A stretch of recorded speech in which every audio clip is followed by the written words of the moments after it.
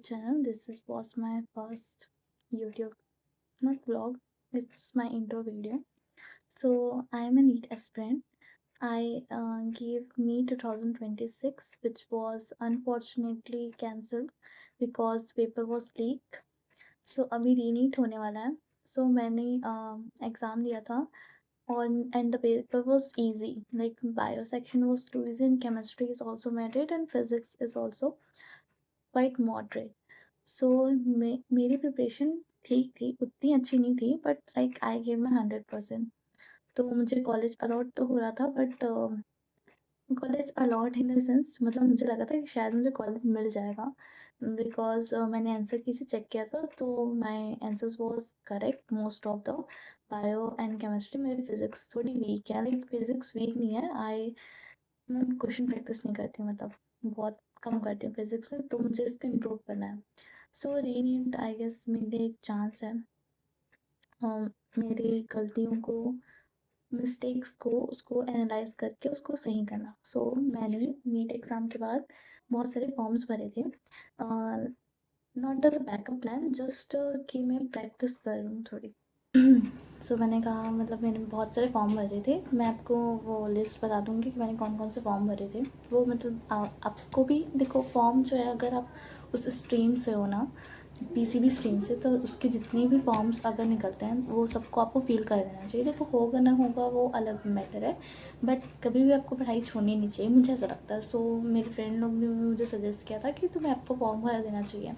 तो मैंने जैसे CUET का फॉर्म भरा था, फिर मैंने और बहुत सारे फॉर्म भरे थे, मैं उसको बाद में आपको बताऊँगी.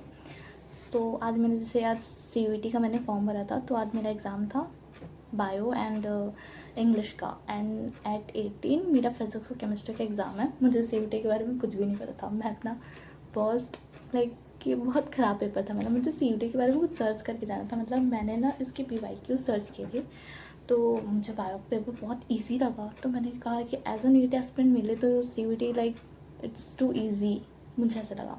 ठीक है, तो मैंने ना क्या हुआ, मैं कुछ पढ़ी नहीं, मतलब मैंने सिर्फ बायो का रात में बस बायो रीड किया एंड कुछ बायोटेक्नोलॉजी चैप्टर्स एंड कुछ चैप्टर्स मैंने पढ़े. उसके बाद मैंने ऐसे ही PYQs थोड़ी सी बहुत देखे एंड मैं मॉलिकुलर बेस ऑफ इनहेरिटेंस करके चले गई. मुझे लगा कि हाँ ये तो इम्पॉर्टेंट चैप्टर है. एंड जब मैं एग्ज़ाम देने गई तो मैं अपना आधार कार्ड रख ली, मतलब मैंने इंस्ट्रक्शंस भी नहीं पढ़े कि क्या क्या लेके जाना चाहिए. लाइक अपना एक पासपोर्ट साइज़ फ़ोटो तो लेके जाना रहता है ना, बट नहीं A4 साइज़ सॉरी, तो मैं वो भी नहीं लेके गई. मैं ऐसे चले गई. ऊपर से जब मैं नीट एग्ज़ाम CUET एग्ज़ाम देने गई, तो आज मतलब मैं भिलाई छत्तीसगढ़ में रहती हूँ, तो इतनी हैवी रेन हो रही थी.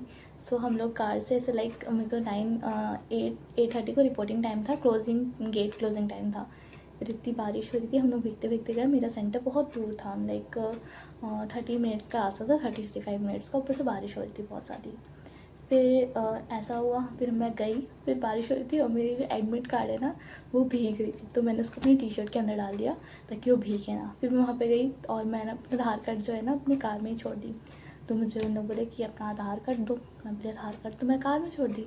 फिर मैं लेके आई. फिर मतलब मैं इतनी चिल थी, लाइक मैं एग्ज़ाम को एग्ज़ाम जैसे समझ ही नहीं रही थी. फिर क्या हुआ, मैं अपना एग्ज़ाम जो है मतलब मैं फॉर्म करी, फिर उन्होंने मुझे फ़ोटो मांगा, तो मैंने कहा मैंने तो फ़ोटो लाया ही नहीं है. फिर उन्होंने मुझे मतलब ऐसे एक पेपर दिया, फिर उसमें नाम लिखवाया. फिर मैं इंग्लिश सेक्शन खोली, तो वो इंग्लिश करा. इंग्लिश का मैंने 31 क्वेश्चन अटैम्प्ट किए.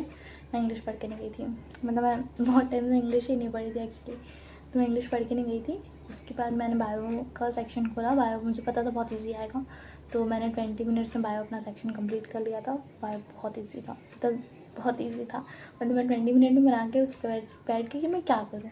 फिर मैम को बोली, मैम मेरा इंग्लिश बचा, मैं इंग्लिश में वापस आ सकती हूँ. मुझे मतलब कुछ आइडिया नहीं था CUET के बाद. मैं कभी भी एग्ज़ाम देने जाऊँ तो उसके बारे में सर्च करना चाहिए.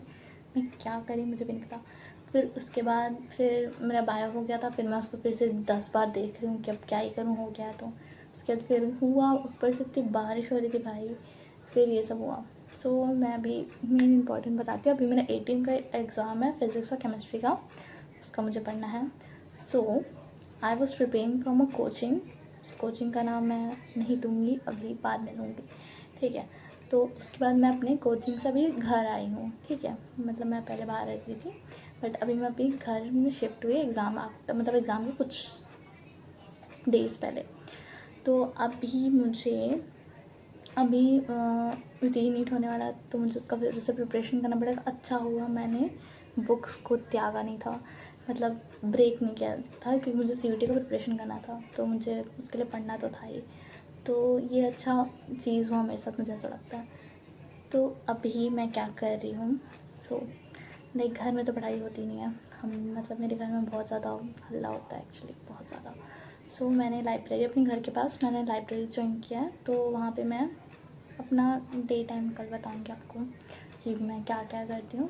तो कल से स्टार्ट होगा, और लाइक मैं बताना तो नहीं चाह रही हूँ, बट मतलब मैंने टेस्ट सीरीज़ तो कोई ज्वाइन नहीं किया था, बट अभी पीडब्ल्यू ने ऑफलाइन टेस्ट सीरीज़ अपलोड की थी फ्री में, तो मैंने उसमें एनरोल कर दिया था।